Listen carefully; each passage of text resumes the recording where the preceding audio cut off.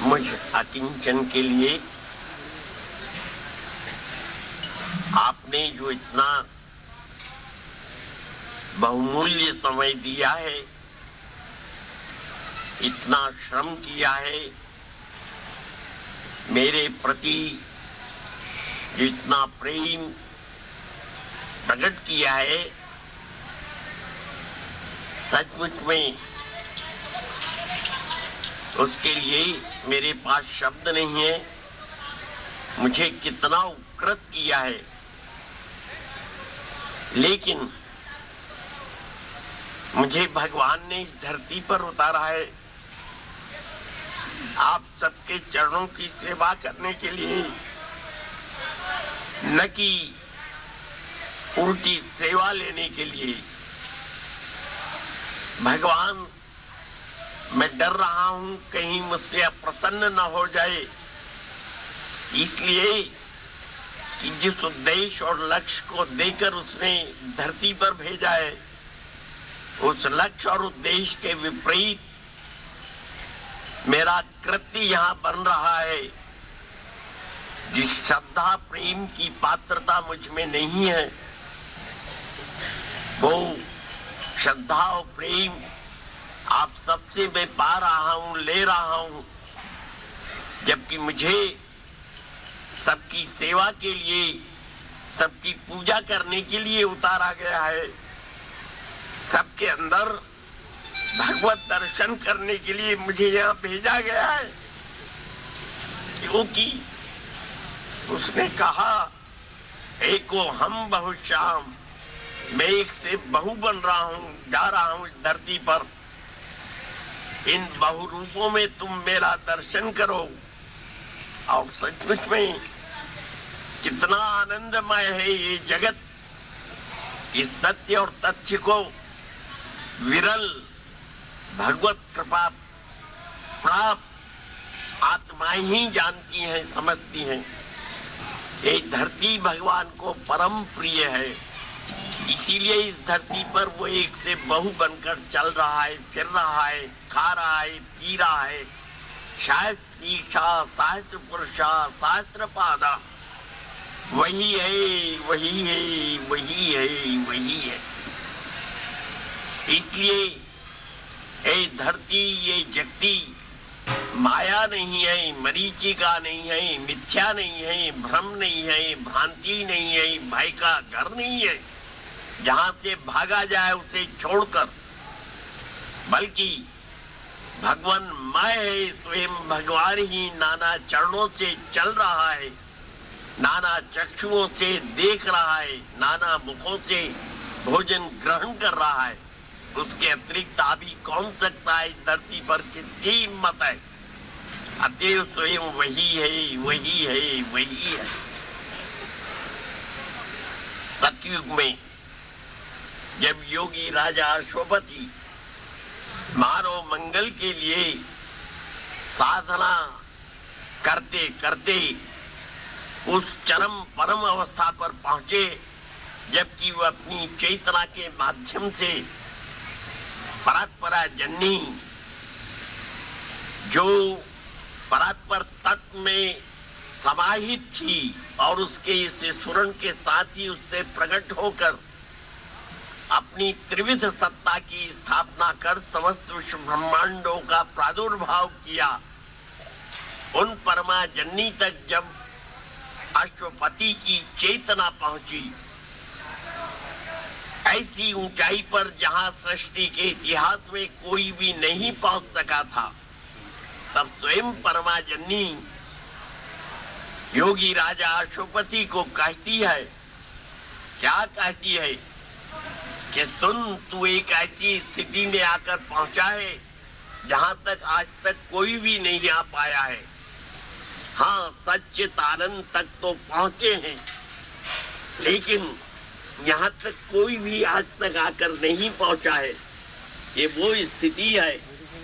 इसलिए तू इस संसार को माया, मरीचिका, मिथ्या, भ्रम, भ्रांति, भय का घर समझकर इससे पलायन न कर, उस अचलायमान में अपनी सत्ता का विलय न कर, वो कोई मोक्ष की, मुक्ति की, निर्वाण की स्थिति वांछनीय नहीं है।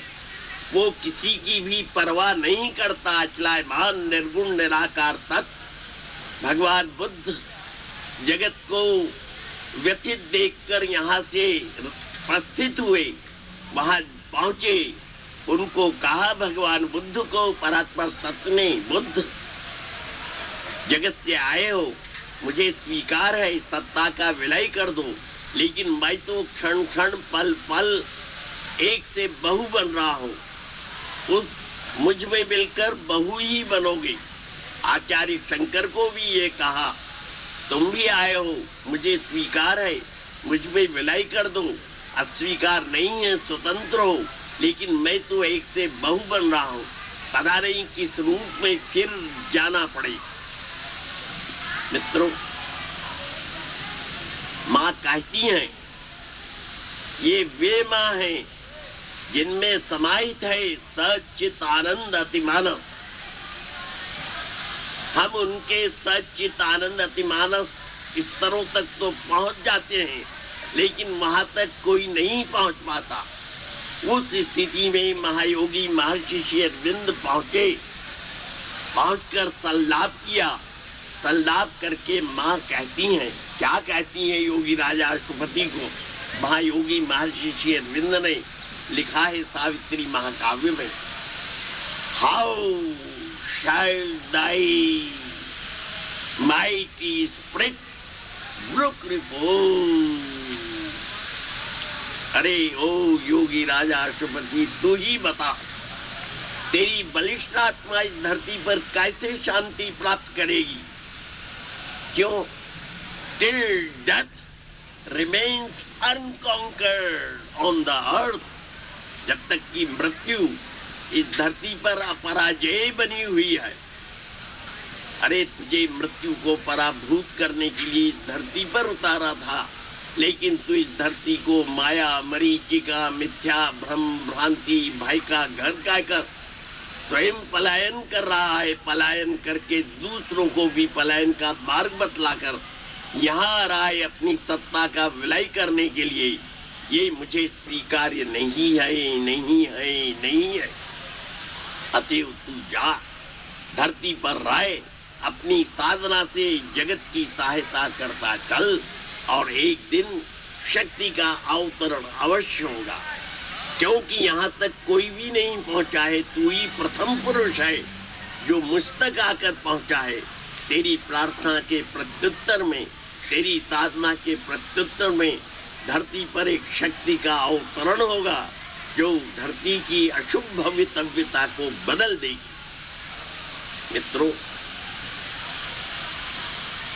माँ उसकी करुण पुकार के प्रत्युत्तर में उसे आश्वस्त करती है, कहती हुई क्या कहती है? अहो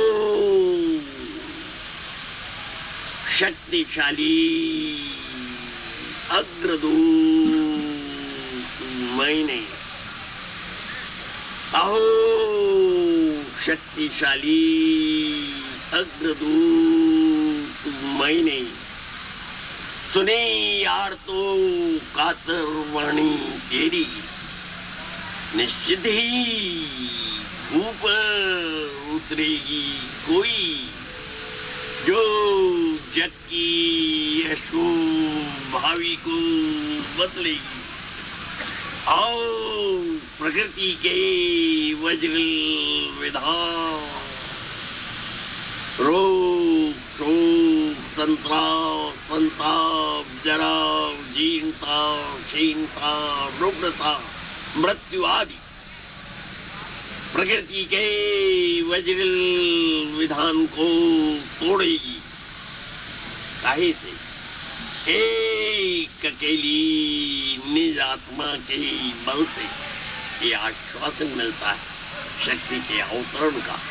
हम सब आस्तिक हैं, भागवत सत्ता में विश्वास करते हैं, श्रद्धा करते हैं, मंदिर जाते हैं, मस्जिद जाते हैं, गुरुद्वारे जाते हैं, नमाज अदा करते हैं, प्रार्थना करते हैं, भागवत कथा का श्रवण करते हैं। ये सब इस बात का प्रमाण है कि हम आस्तिक हैं।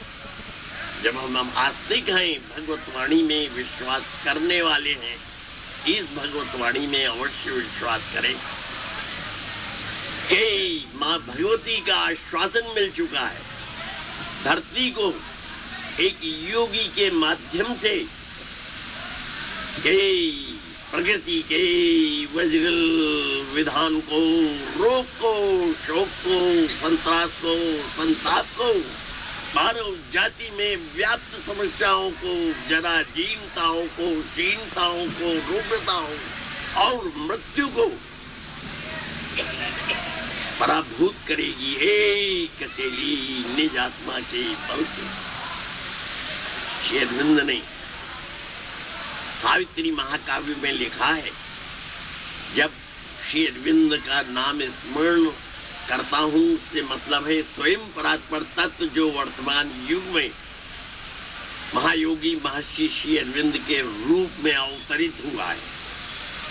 और जब परात्परा जननी का स्मरण किया जाता है, माता जी जब कहा जाता है, तो वही है एक वो हम बहुश्याम बहुरूप इस धरती पर भगवान को देने के लिए जो परात्पर तत्व में शक्ति समाहित की, उसी से प्रादुर्भूत हुई, उन्हीं माँ ने इस धरती पर आकर वर्तमान में श्री अरविंद आश्रम की अधिष्ठात्री श्री माता जी का स्वरूप धारण किया। उन माता जी से होता है। तो ये दोनों विभूतियां वर्तमान युग के अंदर इन्होंने प्रादुर्भूत महायोगी महर्षि श्री अरविंद ने कहा कि अतीत की परंपराएं अतीत काल में महान थी, परंतु मुझे कोई कारण नहीं दिखता कि क्यों हम उन्हीं को दोहराते रहे, उनसे आगे न बढ़े। अतीत में यदि मानव जाति काल के गाल में जाती रही, तो ये कोई कारण नहीं है कि आज भी मानव जाति काल के गाल में जाए। इस परंपरा को हमें बदलना होगा और ये परंपरा बदली जा सकती है। कोई एकाक्य नियम नहीं है कि सदैव के लिए मानव जाति काल के गाल में समाहित होती रहे।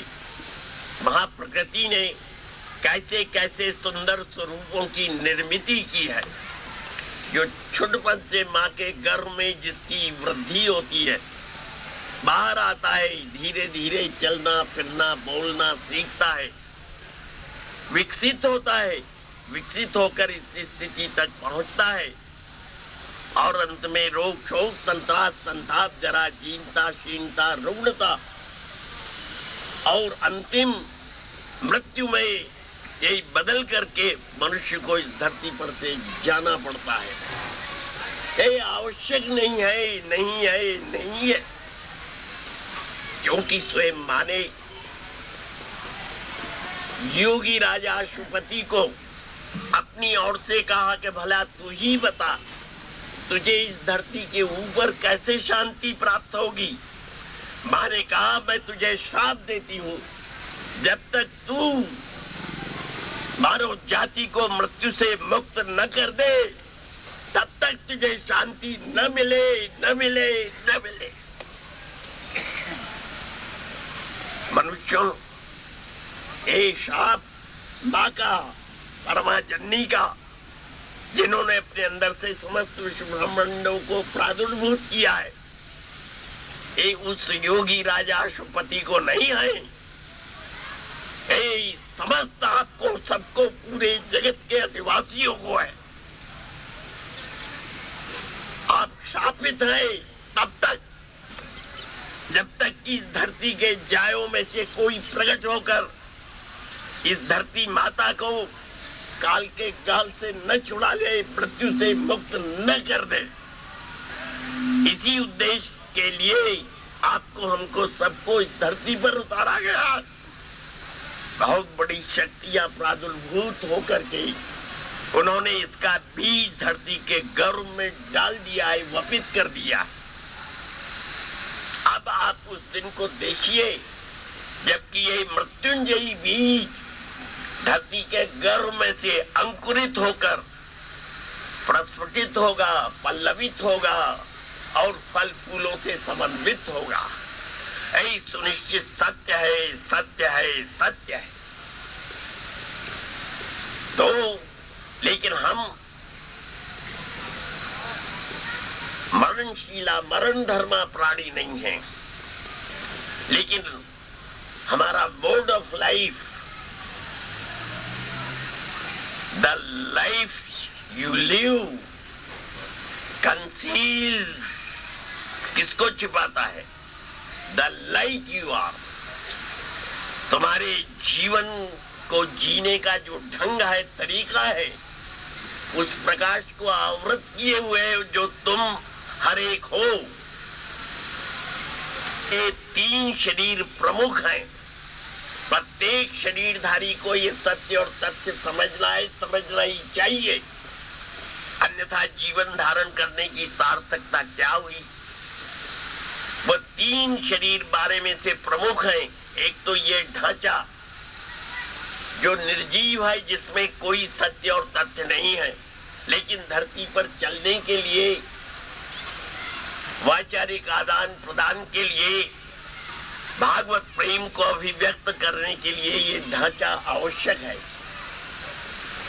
इस शरीर के अंदर ही एक सूक्ष्म शरीर इसी के अनुरूप, जो आंखों से दृष्टिगोचर नहीं होता और इससे परे है, कारण शरीर जो प्रकाश का शरीर है। उस प्रकाश के शरीर ने सूक्ष्म शरीर के माध्यम से हमारे स्थूल ढांचे को बांध रखा है, और जहां जहां ग्रंथियां लगाई गई है, इस स्थूल शरीर को सूक्ष्म के माध्यम से उस प्रकाशमय देह ने ग्रथित किया है। वहां पर शक्तियों के केंद्र है, जिन्हें योग की भाषा में सप्त चक्र कहते हैं। साधना करने वाले, आराधना करने वाले, योग का अभ्यास करने वाले जानते हैं कि सबसे ऊपर सूक्ष्म में सहस्रार है,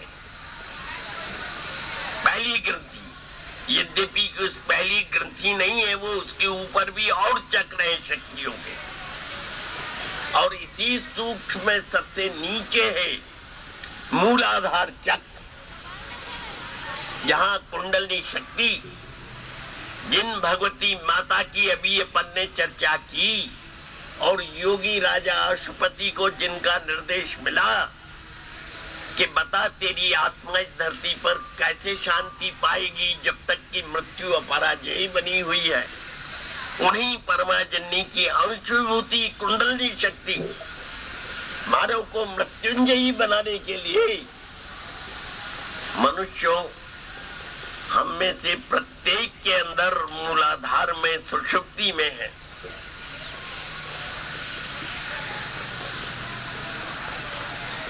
शास्त्रीय ज्ञान भिन्न प्रकार का है, उसमें कम सत्य है, लेकिन ये सत्य है, तथ्य है, ये वास्तविक दर्शन है।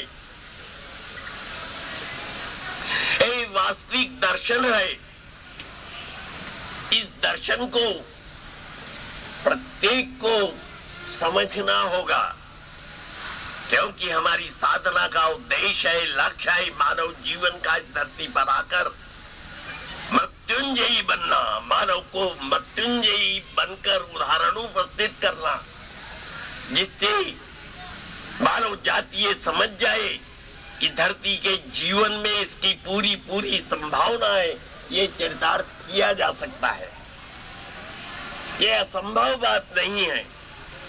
हम एक और कहते हैं, भारत का स्वर्णिम भविष्य रहा है कभी, बस इतना ही कहकर हम चुप हो जाते हैं। क्यों? स्वर्णिम भविष्य के बाद में सहिष्ठतर उच्चतर भविष्य, मरण धर्मा मानव जाति के लिए अजर तो अमृत का भविष्य सामने आ रहा है। यही स्थिति है हमारी, ये हम सबको समझना है।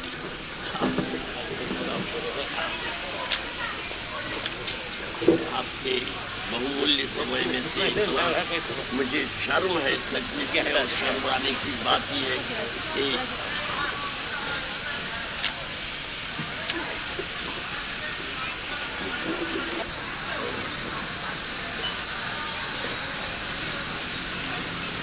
सिद्ध अवस्था में पहुंच जाने पर, उस स्थिति में स्थित हो जाने पर, जहां परमाजन्नी का साक्षात्कार होता है, वो परमाजन्नी जिन्होंने अपने अंदर से समस्त विश्व ब्रह्मांडों को प्रादुर्भूत किया है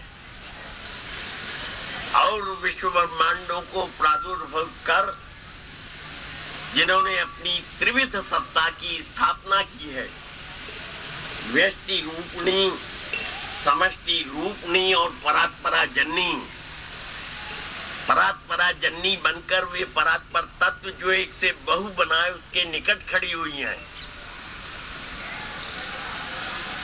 समष्टि रूपणी बनकर सबके अंदर, पूरे विश्व के अंदर, जड़ चेतन के अंदर समाई हुई हैं और व्यष्टि रूपणी बनकर हम में से प्रत्येक के अंदर कुंडलनी शक्ति बनकर बैठी हुई है। इसी अजरत अमृत की प्रदान करने के लिए मानव को काश वो इस सत्य और सत्य को समझ पाए। हम उससे क्यों नहीं अपने आप को लाभान्वित करते। एक बार तो मैं जाकर लौट आया हूं, अवश्य कुछ भगवान को विशिष्ट कार्य लेना है, अन्यथा ऐसा होता नहीं। बहुत सी घटनाएं घटित होती हैं, लेकिन उसके पश्चात जिस शोध और खोज में, जिस साधना में उस दिव्य शक्ति ने लगाया है, तो अवश्य ही कुछ ऐसा नजर आता है, कोई नया तत्व अजरत अमृत का इस धरती पर यथाशीघ्र अवतरित होने जा रहा है। लेकिन मानव जाति सत्य और तथ्य को स्वीकार है, अवश्य ही उसे अपने विचारों को बदलना होगा। जब तक नहीं बदलेगा तब तक इस सत्य और तथ्य को नहीं समझ पाएगा। तो श्री अरविंद के शब्दों में अतीत की परंपराएं अतीत काल में महान थी।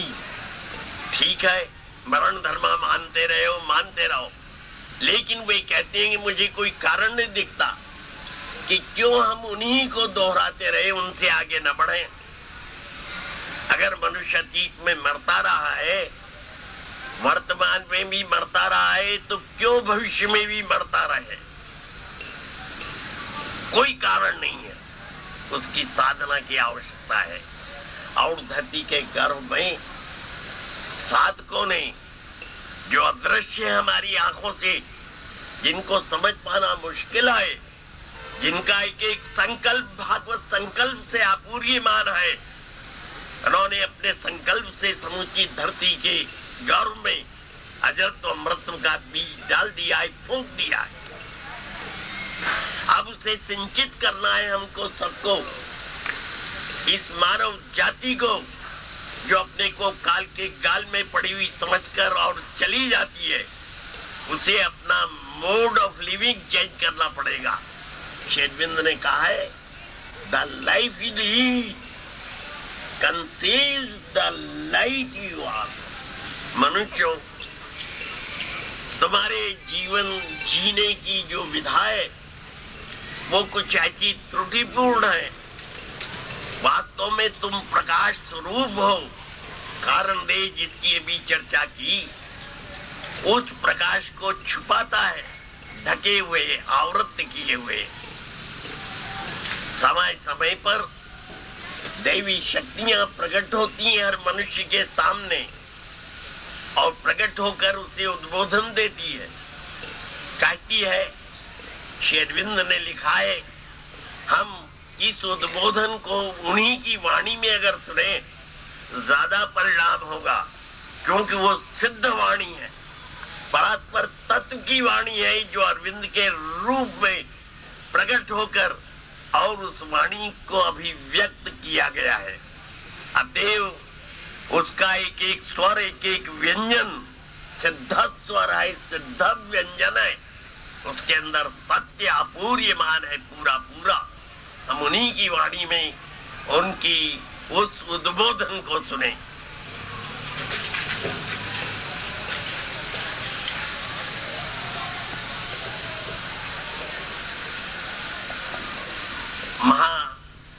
योगी महर्षि श्री अरविंद ने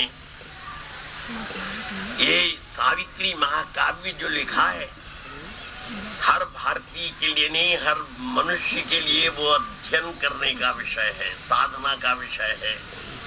उसमें मृत्युंजयी साधना है हर मनुष्य के लिए, लेकिन अंग्रेजी में है मूल, क्योंकि उनकी शिक्षा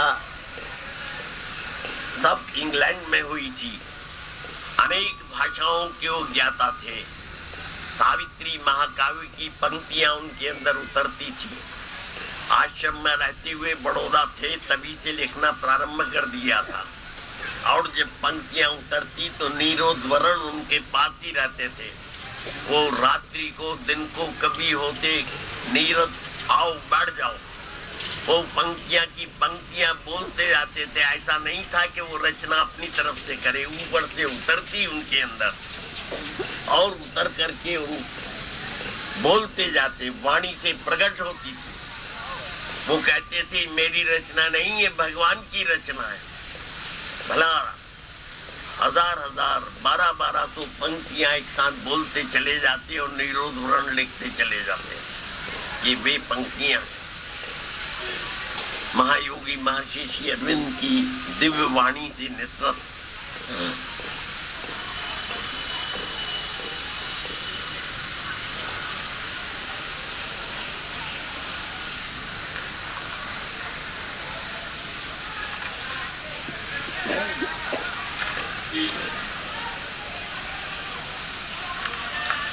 आज हमारी चेतना जागृत हो और उस चेतना का आधिपत्य हो हमारी बुद्धि पर, हमारे मन पर, हमारे प्राण पर, हमारे हृदय पर और हमारी शरीर की कोशिकाओं के ऊपर, तो ये डायरेक्ट उतर सकती है अंदर। क्या कहते हैं? Compare fat driven earth for wrath. ओ शक्ति से वश बनी देव संचालित मानव जाति, धरा जात अर्थात धरती के जायो मनुष्यों, सुनो। O petty adventurer in an infinite world, और असीम और अनंत जगत में लघु यात्रा करने वालों, साहसिक वीरों अर्थात सीमित साहसिक कार्य करने वाले वीरों। कहते हैं, क्या कहते हैं? And prisoners of a dwarf humanity, और एक बाउनी मानवता के अंदर बंद रहने वाले बंदी मनुष्यों। मृत्यु ने तुम्हें बंदी बना रखा है, तुम बंदी मनुष्यों, तो बंदी मनुष्यों। How long will you trade the circling tracks of mind? जरा बताओ तो, कब तक तुम अपने इस मन के पीछे चक्कर काटते रहोगे? ऐ तुम्हें घुमाता रहता है, चक्कर कटाता रहता है, तुम चक्कर काटते रहते हो। Around your little self and petty thing, काई के लिए? अपने क्षुद्र अहंकार और तुच्छ विषयों के चारों ओर चक्कर काटते रहोगे। तुम व्यर्थी बारे बारे फिरते रहोगे, निरुद्देश से घूमते रहोगे, अपनी इस नगण्य तुच्छ सत्ता से संतुष्ट बनकर। चंद कुछ कार्य कर लिए, अपने को बहुत साहसिक समझ करके इन साहसिक कार्यों के घेरे में पड़कर मन तुम्हें घुमाता रहता है, तुम चक्कर काटते रहते हो अपनी सीमित संकीर्ण इच्छाओं, आकांक्षाओं, वासनाओं की पूर्ति के लिए। परंतु कहती है वो वाणी, क्या कहती है? But not for a changeless littleness where you mind. लेकिन मनुष्यों, एक खाने पीने के लिए, मौज मजा करने के लिए, सो जाने के लिए, या थोड़ी बहुत छोटी मोटी उपलब्धियां प्राप्त करने के लिए तुम्हारा जीवन नहीं है, नहीं है, नहीं है। तो अब तुम्हें क्या करना है? तुम्हें करना है ये कि जागो, जागो इस निद्रा से। ये निद्रा जिससे तुम जाग नहीं रही हो, मृत्यु को तुम्हारे ऊपर आक्रमण करने के लिए बाध्य कर देती है और तुम्हें मरण धर्मा बना देती है। अतएव अंतरस्थ आत्मा को जागृत करते हैं, कहते हैं अराइज ओ सोल। तुम्हें जैसा कि पहले बताया, तुम शरीर नहीं हो, प्राण नहीं हो, मन नहीं हो, भाव केंद्र नहीं हो। इनके परे स्थित सच्चित आनंद अतिमानस तुम्हारा स्वरूप है। तुम कारण देह प्रकाश स्वरूप हो, उसे समझो, उसे जागृत करो। तो कहते हैं arise O soul and vanquish time and death. जाग जाग ए आत्मा एंड वैंक्विश, समाप्त कर किसको?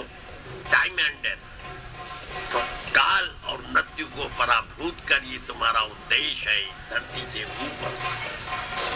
And all can be done if the god touch is there. और ये सब कुछ संसिद्ध संपन्न किया जाता है, असंभव बात नहीं। यदि भागवत संस्पर्श मिल जाए, उसके लिए हमारी चेतना ऊर्ध्वारोहण कर भागवत चेतना के साथ एकीभूत हो जाए, हमारा संकल्प भागवत संकल्प से एकाकार हो जाए, ये सब कुछ कार्य इस धरती पर किया जा सकता है, असंभव नहीं है। All here must learn to obey higher law। हमको सबको हायर लॉ, परा प्रकृति का नियम जो अजरत और अमृतत्व का है, उसे सीखना होगा। यहाँ में सबको, बुजुर्ग हो, कितना ही पढ़ा लिखा हो, तो अपढ़े अपढ़े, ये पढ़े ये सीखे। All here must learn to obey higher law। Our body cells must hold the immortal flame। हमारे शरीर की कोशिकाओं को, एक एक को, उस अविनाशी अजर अमर तत्व की ज्वाला को धारण करना सीखना होगा। मित्रों, हम अपना जन्मदिन इसी चिंतन के साथ मनाएं, इस भाव को अपने अंदर उतार कर पुष्ट करें और ऐसे नमूने धरती के अधिवासियों को देखने के लिए हम पैदा कर दें अपनी अजर अमर उपस्थिति से, कि अपनी प्राचीन मान्यताओं को बदल दे और इस नई मान्यता में स्थित हो जाए। अंत में आपको सबको बहुत बहुत धन्यवाद। इतना समय दिया, इतना श्रम किया, मैं कृतज्ञ हूँ। उपकृत किया है, इतना किया नहीं जाना था, मुझे मालूम नहीं, लेकिन क्या कहूँ, मेरे पास शब्द नहीं। ऐसे ऐसे जिनके पास एक क्षण का भी समय नहीं है, आध्यात्मिक कार्यों में रत जिनका जीवन है, वे व्यर्थ के इस तुच्छ कार्य के लिए उधर के कार्यों को छोड़कर इधर पधारे। बहुत महत्वपूर्ण कार्य। मैं सचमुच में बहुत शर्मिंदा हूँ, लज्जित हूँ। आप सबके चरणों में मैं अपना आभार व्यक्त करता हूँ, लेकिन मुझे अपनी साधना में आगे बढ़ने के लिए ऐसी सुनिश्चित सत्य है, बल मिला है, बल मिला है, बल मिला है। और मुझे लगता है शायद ये अजरत्व अमृतत्व का उदाहरण अपने इस इंदौर नगरी से ही पूरे विश्व के अंदर पैगाम जाएगा, पहुंचेगा और जगत इस सत्य और तथ्य को समझेगा। ओम श्री मंगल जय।